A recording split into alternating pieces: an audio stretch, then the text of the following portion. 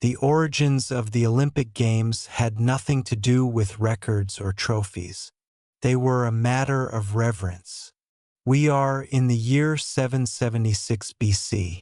In the heart of ancient Greece, across mountains and valleys, people began to gather, not to fight, nor to trade, but to worship the gods. They came to a sacred place known as Olympia, nestled in the lush landscape of the Peloponnese Peninsula. There was no city here, only a religious sanctuary shaded by olive trees and protected by the watchful gaze of gods sculpted in marble. The purpose?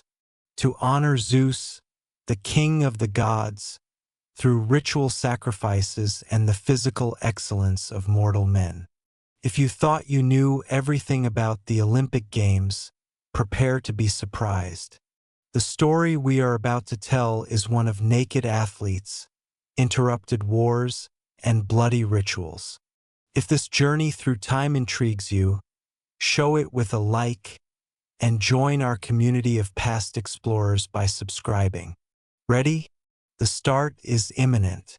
The Olympic Games were born not in a stadium, but before an altar, an ancient mound of ashes built from generations of burnt offerings. Before a single race was run, before a discus cut through the air, sacrifices were made. Oxen were led to the altar, incense was burned, hymns were sung. The first Olympiads were, at their core, an act of devotion. Only Greek men were allowed to compete, only free citizens. They came to represent their polis, their city-state, like Athens, Corinth, Argos, and Sparta. Each athlete did not just run for himself.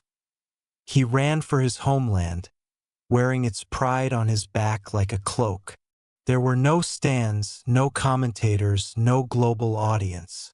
But the air vibrated with something sacred. Olympia became a crossroads where language, politics, and rivalry paused, if only for a few days, and the Greeks remembered that they were one people under the gods. And so, from all corners of the Hellenic world, they came barefoot and suntanned, some walking for weeks just to be part of this moment. To compete was not just allowed, it was holy. It was a way to get closer to the divine, to test the human form as the gods had intended it. Strong, focused, and unashamed. There was no gold, no silver, only honor. No empire had demanded this gathering. No king had decreed it. The games were born from a deeper place, something woven into the soul of Greek identity. Here, in the shadow of the temples, under the eyes of Zeus, the Olympic Games took their first breath, not as a sport, but as a sacred ritual. In a land often divided by rivalries and endless wars, it was remarkable that every 4 years, the Greeks found a reason to stop fighting. That reason was Zeus. Before the start of each Olympic Games, heralds were sent from Elis, the region that governed Olympia, to announce the Ekakeria, the sacred truce. It was not a suggestion. It was a solemn and binding agreement. For 1 month, sometimes 3, all warfare across the Greek world had to cease. No army could march. No soldier could draw his sword. Even hostile borders were temporarily opened, allowing athletes, priests, and spectators to travel freely. The truce did not mean peace between the city-states. It meant respect for something greater than politics. The gods. In theory, it allowed athletes from anywhere in the Greek world, whether allies or bitter enemies, to travel safely to Olympia. In practice, it was a miracle of diplomacy. City-states that had clashed on the battlefield one season could stand side by side on the track the next. Even Sparta, with all its martial pride and defiance, observed the truce for much of its ancient history. To violate the truce was to incur divine wrath. those who dared face sanctions, not only from other city-states but from the gods themselves. Zeus was not just a protector of the games. He was its witness.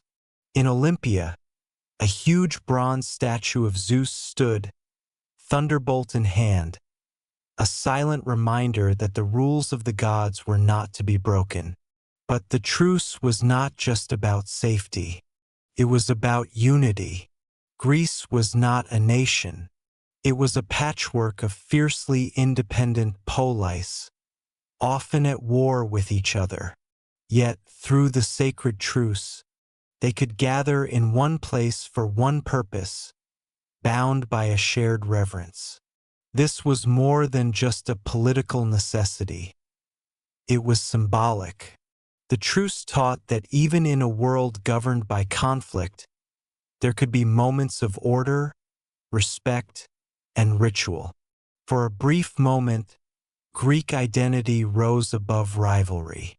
And as the olive wreaths were prepared and the athletes entered the arena, it was under the silent power of peace. Not a peace enforced by soldiers, but a peace commanded by the gods. In Olympia, there were no uniforms, no tunics, no armor. The athletes of ancient Greece competed naked, entirely and deliberately.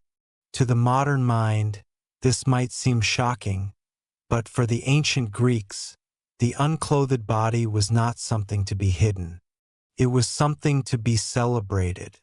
Strength, symmetry, and discipline were not just physical traits. They were a reflection of virtue, of the soul made visible.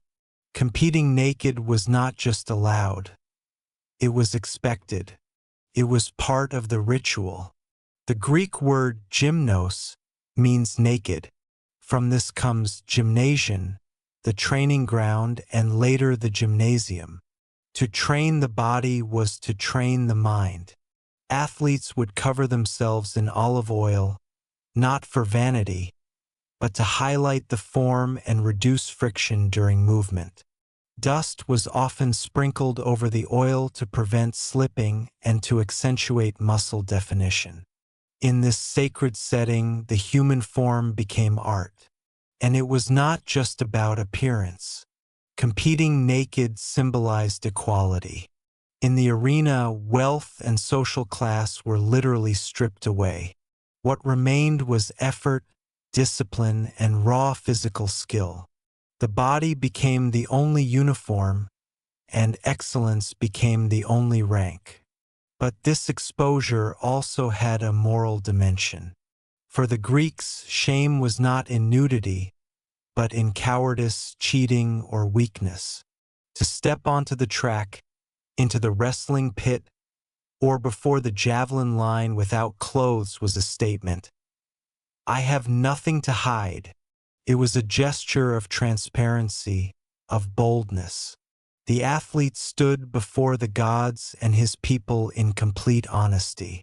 The sculptures of this era reflect this reverence. The chiseled statues of runners, discus throwers, and wrestlers, often idealized, were not mere decorations.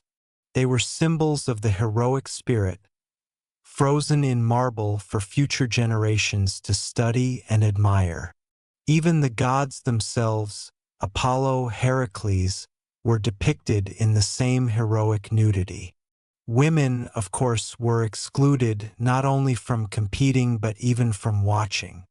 Only unmarried young girls were allowed as spectators, and even that was rare. The Olympic space was entirely male, sacred, exposed, and competitive. In this environment, nudity was not indecent. It was divine. The naked athlete stood as a living offering, a body trained, tested, and transformed, not for glory alone, but for the favor of Zeus. At the first Olympic Games, there were no second chances. Only one man could win. There were no silver medals, no three-tiered podium. The Greeks believed that excellence was singular. Victory was absolute. And so, in every event, only the first-place athlete was honored, crowned with a simple but sacred reward, a wreath of wild olive leaves, cut from a sacred tree near the temple of Zeus.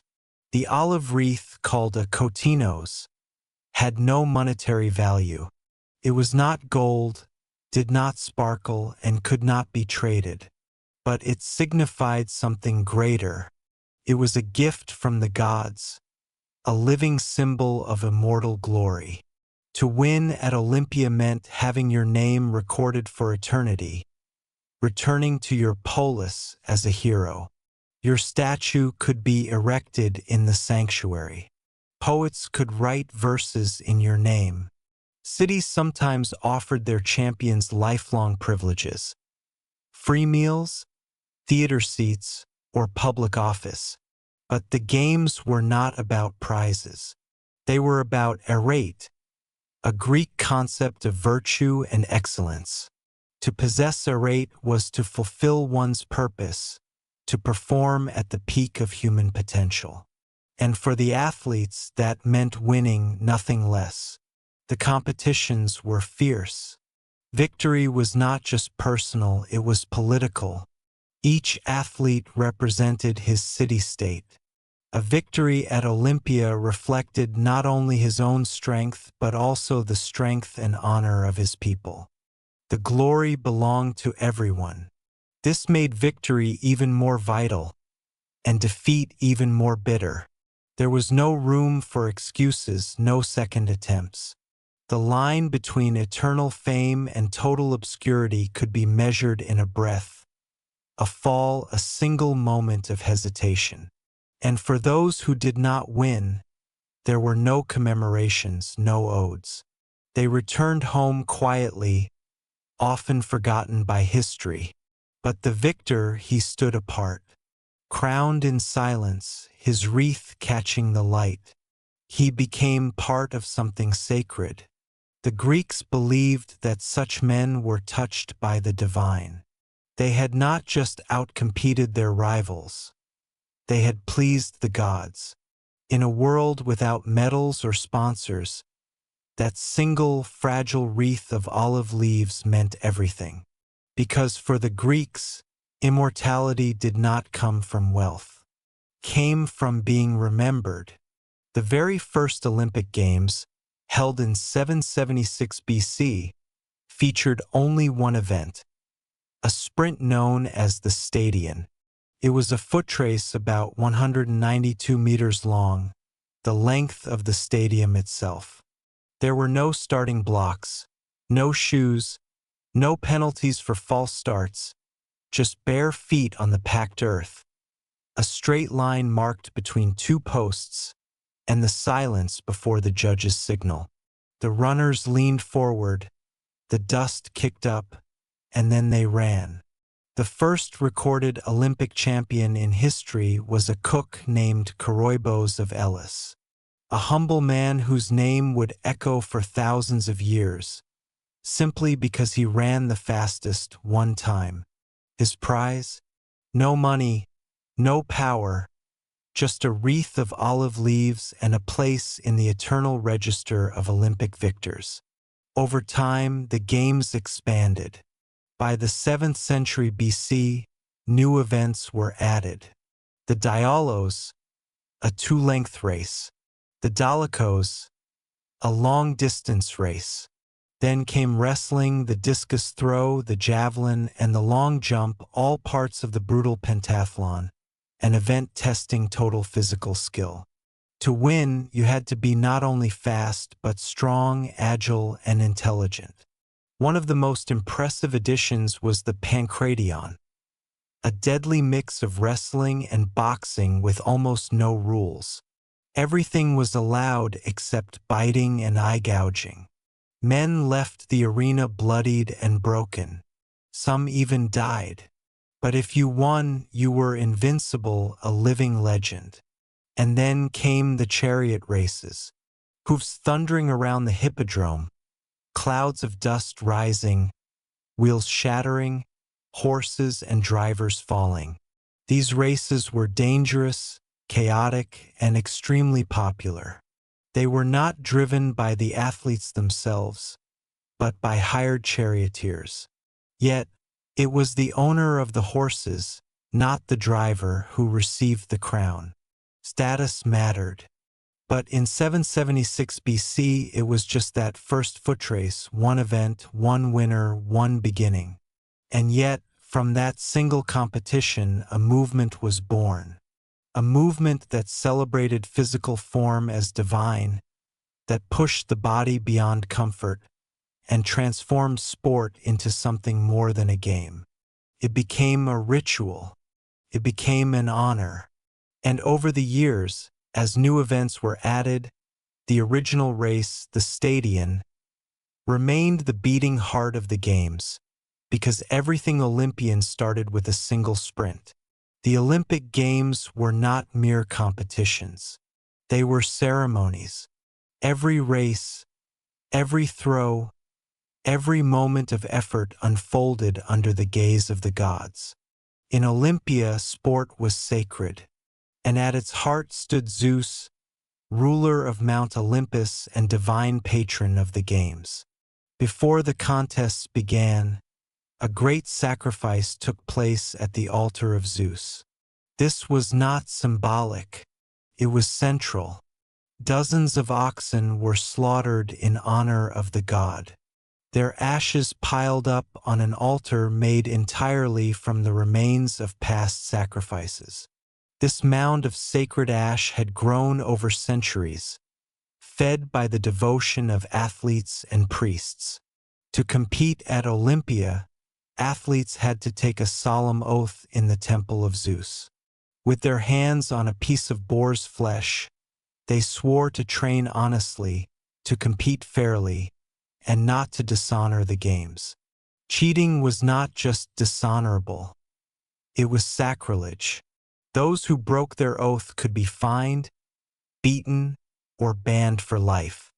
Their names could be inscribed on statues of Zanes, bronze effigies of Zeus placed at the entrance to the stadium as a warning. Here are those who dishonored the gods. The Hellenodikai, judges chosen from the region of Elis, presided over the games. They were not mere referees. They were priestly figures, guardians of both the rules and the rituals. They trained for 10 months before the games, learning not only the athletic standards but also the religious protocols. They wore purple robes and carried staffs, symbols of their sacred authority. And then there was the Temple of Zeus itself, one of the largest and most majestic in the Greek world. Inside stood a statue over 12 meters high, made by the sculptor Phidias, crafted from ivory and gold. Seated on a throne, holding a scepter and a figure of Nike, the god watched over the games with a calm and eternal gaze. It was so magnificent that it would later be named one of the 7 wonders of the ancient world. Every jump, every blow, every drop of sweat was a form of worship. In Olympia, the body moved in rhythm with the divine. Victory was not just for pride. It was for Zeus. In ancient Olympia, the air was filled with competition, ritual, and the smell of olive oil. But one thing was conspicuously absent: women. The Olympic Games were an all-male affair, not only in competition but also in attendance. Married women were strictly forbidden from watching the games. The penalty, according to legend, was death, specifically being thrown from Mount Typaeon. This was a reflection of the deeply patriarchal structure of Greek society, where public life, especially in athletic and sacred spaces, was the domain of men. The games celebrated the ideal male form. Nudity was the norm, and the competitions were not just athletic, they were philosophical. The male body, trained and disciplined, was seen as a reflection of cosmic order, a living sculpture of virtue. Women, especially married women, had no place in this visual and symbolic environment. Yet, not all women were excluded from Olympic history. Unmarried women were sometimes allowed to watch, and they had their own event, the Heraean Games, held in honor of Hera, the wife of Zeus. These games featured foot races for young girls, held in the same stadium, but with key differences. The races were shorter. The girls ran clothed, wearing short tunics that left one shoulder bare. Their hair was down, unbound and free. The winners received olive wreaths and were allowed to dedicate statues to Hera. But while the Heraean Games were important, they were not the Olympic Games. The Olympic Games remained a sacred male ritual, linked to Zeus and military values. Strength, endurance, and glory were cultivated for the battlefield as much as for the arena. To be an Olympic victor was to be a hero of the polis, a role that Greek women were simply not allowed to assume. There is a curious exception, the case of Cyniska of Sparta, a wealthy woman who bred horses. As the chariot races awarded the crown to the owner and not the driver, Cyniska technically became the first female Olympic champion. But even she never set foot in the stadium to witness her victory. The exclusion of women was not just a custom. It was religious law, a social code, and a cultural identity rolled into one.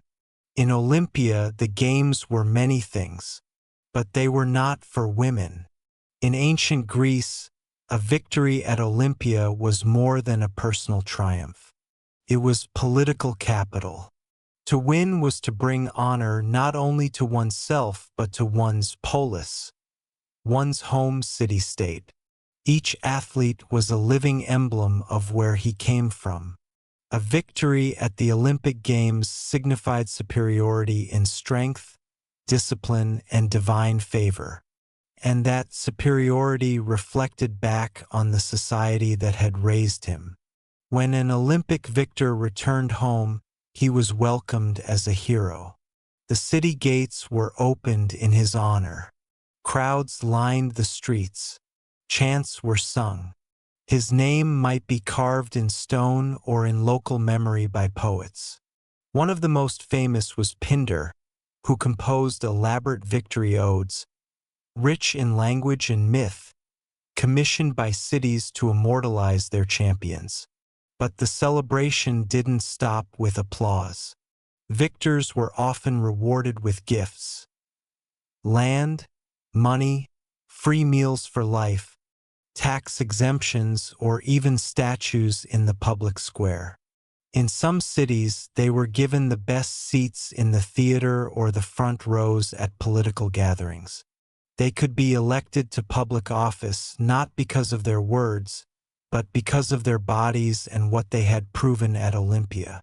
Some wealthy elites used the Olympic Games to elevate their status. They financed training programs, sponsored athletes, or even bred horses for the chariot races, where the owner, not the driver, claimed the prize. For these aristocrats, an Olympic victory was like winning an election. It cemented their legacy, increased their influence, and shaped how history would remember them. Even the rivalries between city-states were played out through sport. When Athens and Sparta clashed politically or militarily, they also watched each other closely in the arena. Who had the most victors? Who trained the hardest? Which policies did the gods seem to favor? Victory was a message. We are the stronger people. Our way of life is the best. In this way, the Olympic Games became a stage for diplomacy, a symbolic battleground where cities competed for glory without bloodshed. The olive wreath might have seemed humble, but in the world of ancient Greece, it carried the weight of political power, cultural pride, and immortal memory.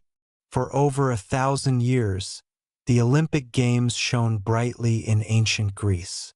Every 4 years, without fail, athletes, poets, priests, and spectators made the journey to Olympia, not for profit, but for glory, devotion, and unity.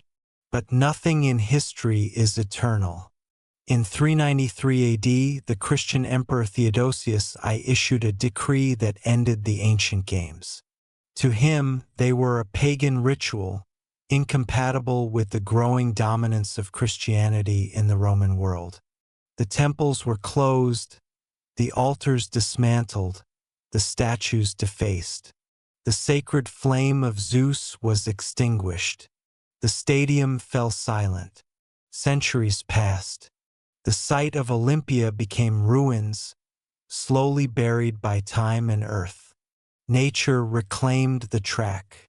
The voices faded. The names of the champions were forgotten, except by a few scribes who recorded their victories on dusty scrolls. And yet, the idea never truly died. In the 19th century, as archaeologists uncovered the remains of Olympia, its columns, its temples, and its training grounds, interest sparked anew. What if the games could return? Not as a curiosity, but as a global symbol. In 1896, the vision became reality. The modern Olympic Games were born in Athens, reimagined by Baron Pierre de Coubertin, who believed that sport could bring nations together in peace, just as it had once brought the Greeks together in Olympia. He borrowed many ancient traditions: the 4-year cycle, the flame, the parade of athletes. Even the ideal of arete, the excellence of body and mind, was revived. Today, the Olympic flame is lit in Olympia, in the shadow of the ruined temple of Hera, using a parabolic mirror and the sun's rays, just as it might have been in antiquity. From there, it travels across continents, a flame that connects the past to the present.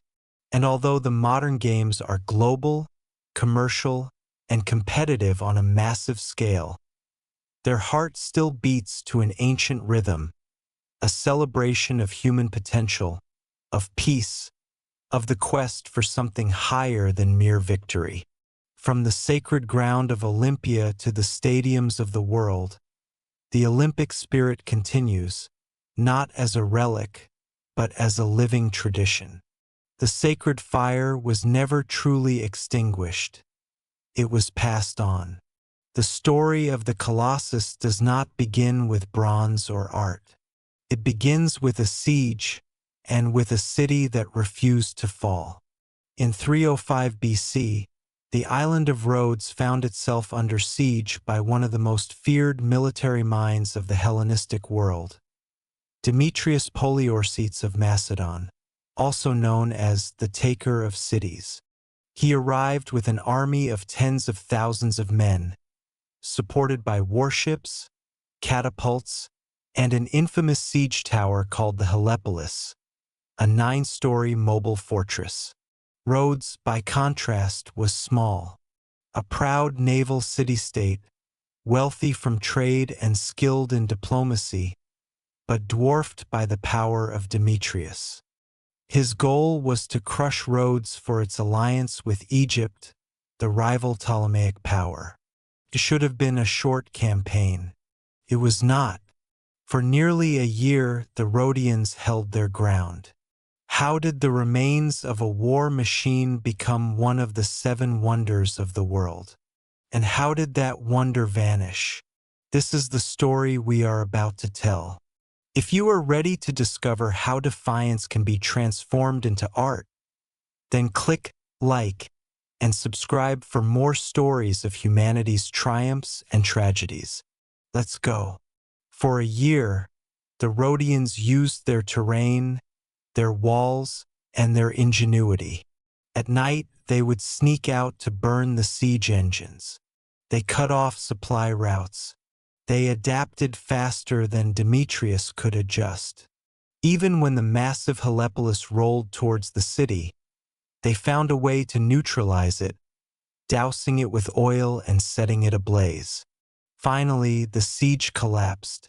Demetrius withdrew, humiliated, leaving behind his war machines and his broken pride. The city was spared. Its people, though scarred, were undefeated.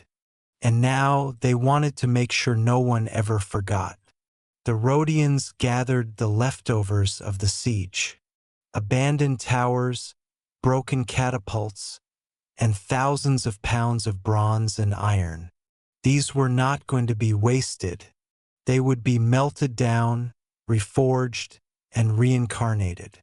Not into weapons, but into a monument. To mark their improbable victory, they chose to honor their patron deity, Helios, god of the sun.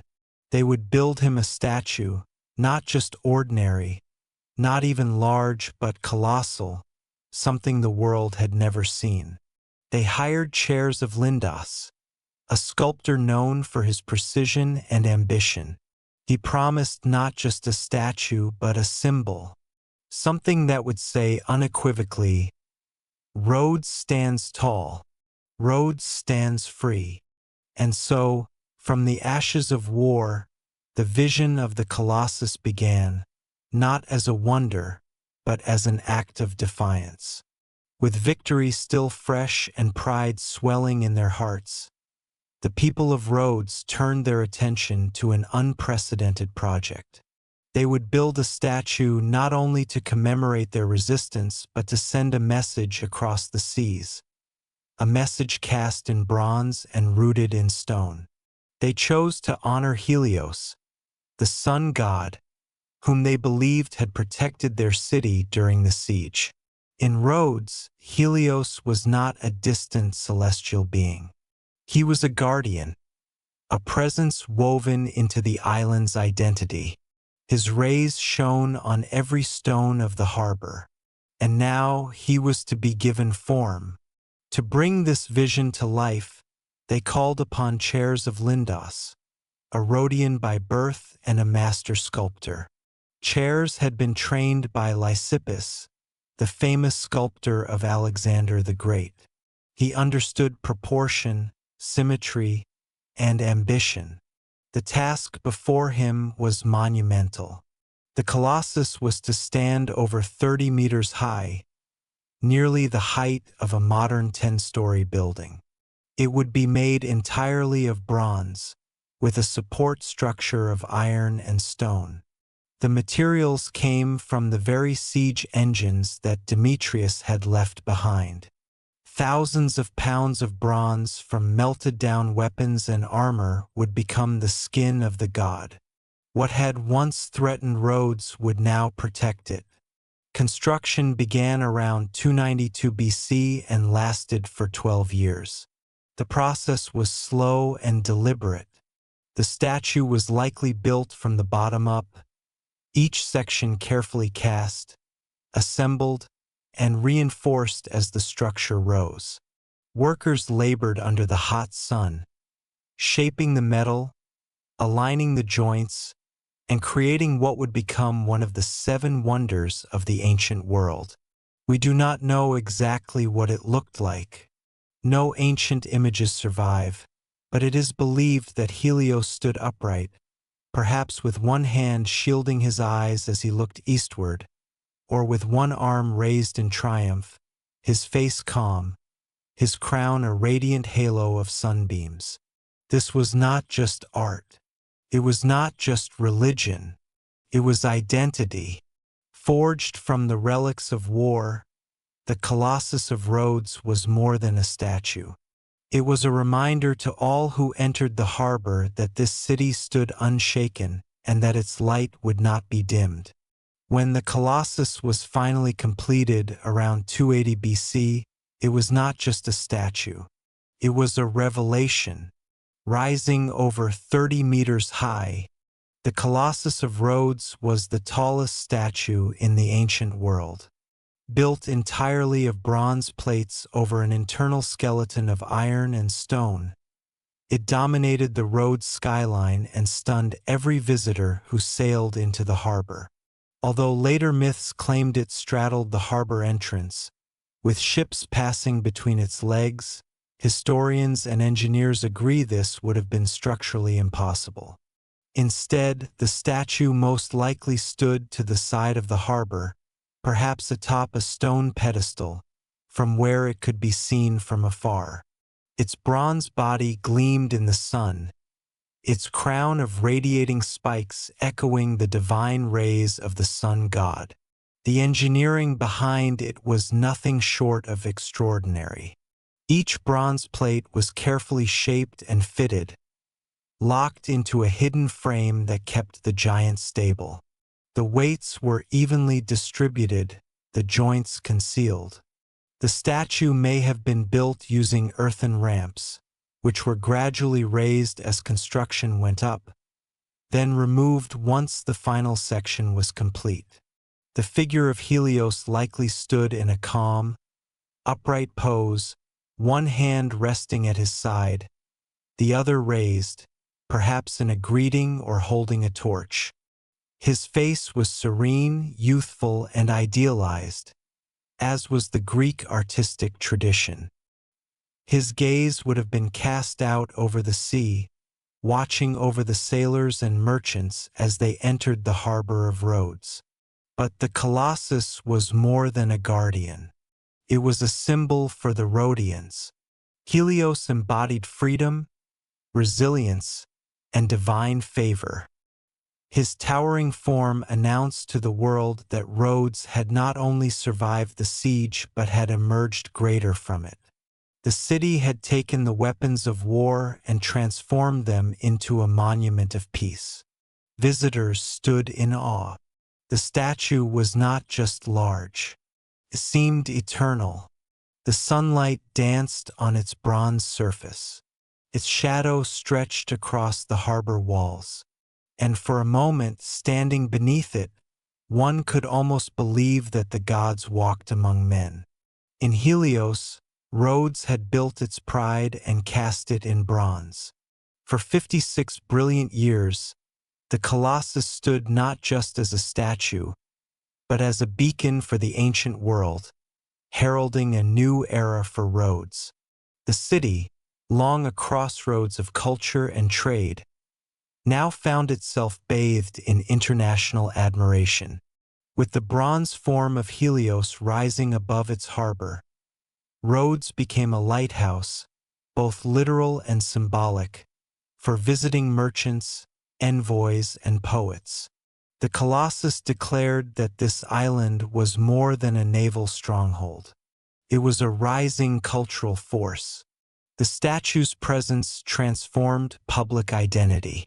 The Rhodians saw themselves not just as survivors of a siege, but as a chosen people, protected by the sun god, elevated by victory, destined for greatness. Helios was not just a god they worshipped in temples. He was now a presence, casting his gaze from the skyline. The image of the Colossus soon appeared on Rhodian coins, minted and traded across the Mediterranean. The ray-crowned Helios became a trademark of Rhodian pride and prosperity. Inscriptions celebrating the Colossus began to circulate. Travelers wrote of how the sun seemed to reflect off its bronze skin at dawn, painting the harbor in a golden light. Culturally, Rhodes flourished. The city became a hub for philosophers, sculptors, and orators. Schools of rhetoric were founded. Statues lined the agora. Art, politics, and religion merged into a refined civic identity, with the Colossus at its center. But the statue's significance extended beyond the borders of Rhodes. It stood as a universal emblem of resilience against impossible odds.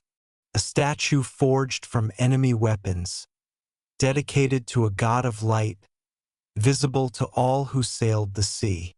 It reminded the peoples of the Hellenistic world that strength could be sculpted from suffering, that peace, once secured, could be shaped into beauty.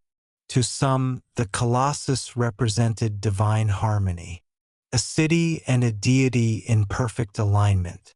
To others, it was proof that even in an age of war and conquest, one could build something that inspired rather than destroyed. And to the Rhodians, it was simply theirs, their triumph, their god, their celestial promise. The Colossus was not just a wonder. It was hope cast in bronze. In 226 BC, just over 50 years after the Colossus was completed, the ground beneath Rhodes began to tremble. Without warning, a massive earthquake struck the island. Houses collapsed, temples cracked, the harbor walls shuddered, and then, with a groan of metal and a cry from the heavens, the mighty statue of Helios, the pride of the city, snapped at the knees and fell. The Colossus did not simply topple like a tree.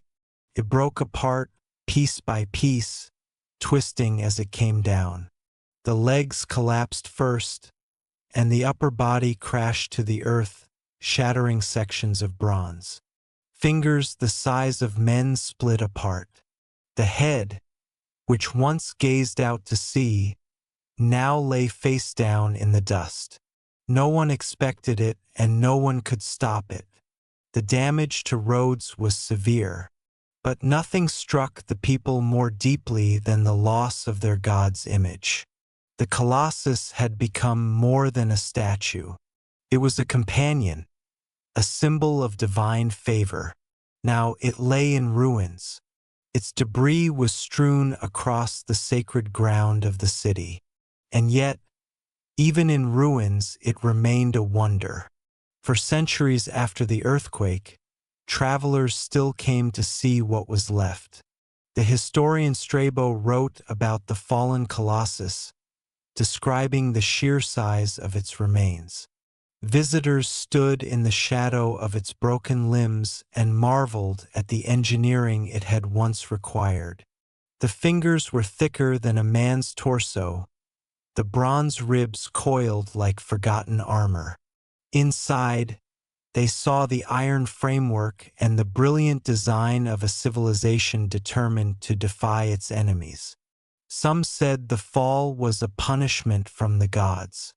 Others believed it was a reminder that even glory must bow to nature.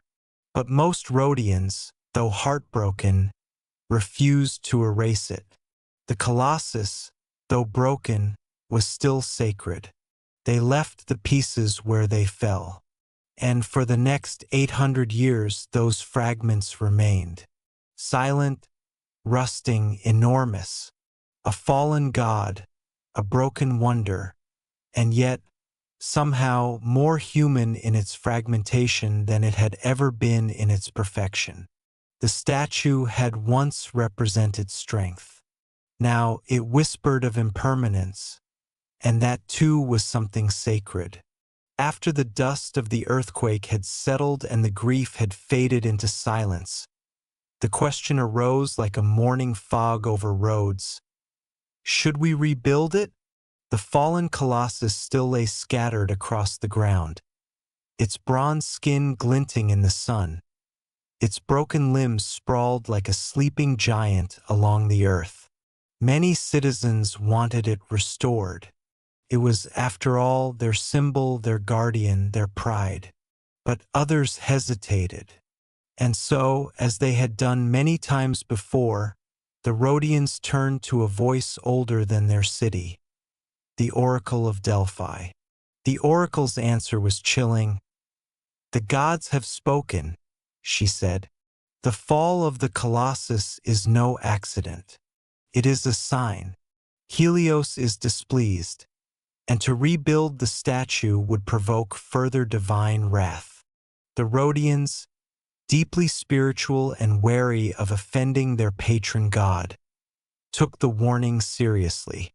They abandoned the idea, but there were practical reasons too.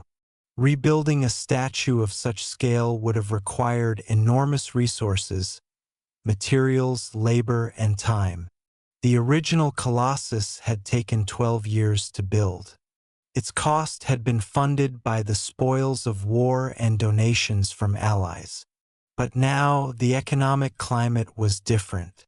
The political landscape was more unstable. Rhodes faced new threats and shifting alliances. Rebuilding a statue, however iconic, did not seem wise in such uncertain times. And so the decision was made. Let it rest. For centuries, the Colossus remained in pieces, but it was never forgotten. The fragments became a kind of open-air museum. Pilgrims and poets, traders and scholars, all came to see the ruins. They walked among the massive ribs of the statue. They laid their hands on its outstretched fingers. They marveled at its broken face. There was awe even in destruction. And perhaps this is why Rhodes never raised it again.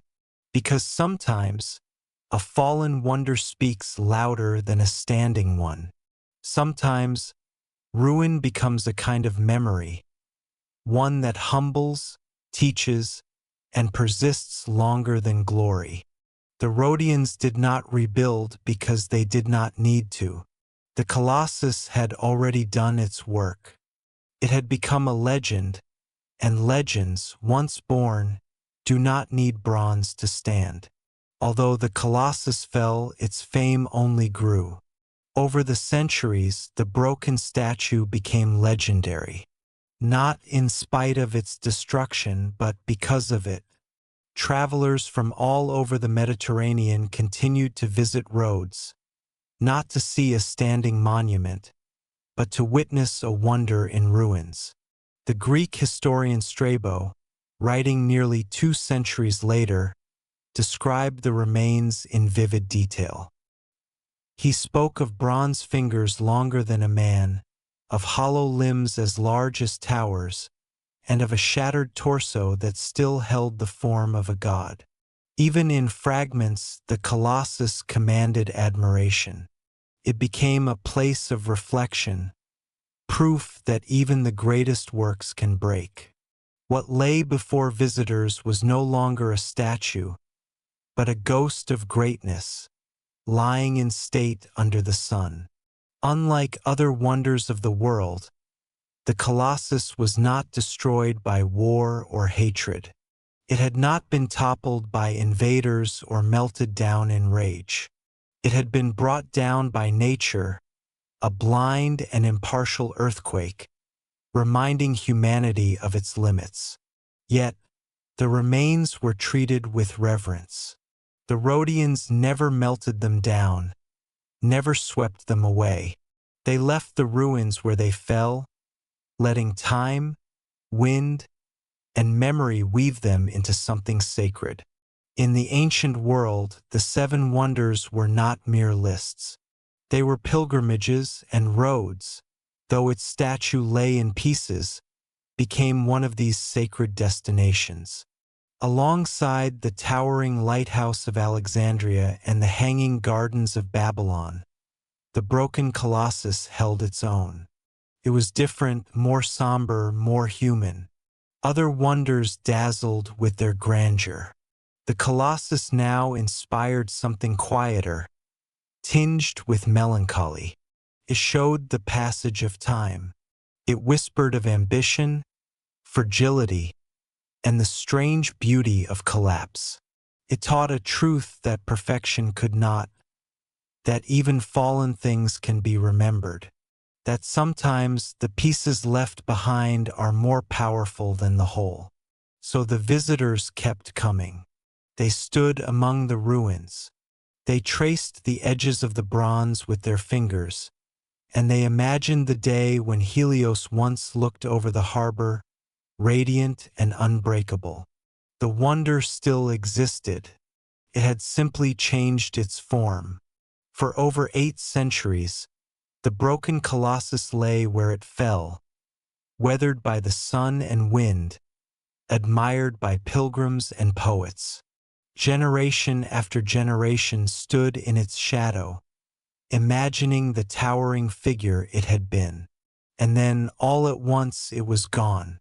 In 654 AD, Rhodes was invaded by an army of the Umayyad Caliphate, a rising Islamic power that swept across the eastern Mediterranean. The city fell, and with it, the last visible remnants of the Colossus. According to later Byzantine chroniclers, the conquerors saw the vast ruins of the statue as a source of materials, not of memory. The bronze was reportedly melted down and sold to a traveling Syrian merchant, who carried it away piece by piece, hauled on the backs of 900 camels. Whether that number is exaggerated or not, the message was clear. The Colossus of Rhodes was gone. No more fragments, no more limbs or ribs to touch, no more towering bones of a fallen god. The statue that had once watched over the harbor, that had stood for resistance and identity, now existed only in words. And yet, those words were powerful. Writers continued to list it among the 7 wonders of the ancient world, placing it alongside monuments that still stood. Temples, pyramids, tombs. The Colossus, though physically absent, lived on in the world's collective imagination. Its image transformed across cultures. Medieval maps showed it straddling the harbor, a bronze gate beneath which ships passed. Renaissance artists painted it as a titan casting shadows over oceans.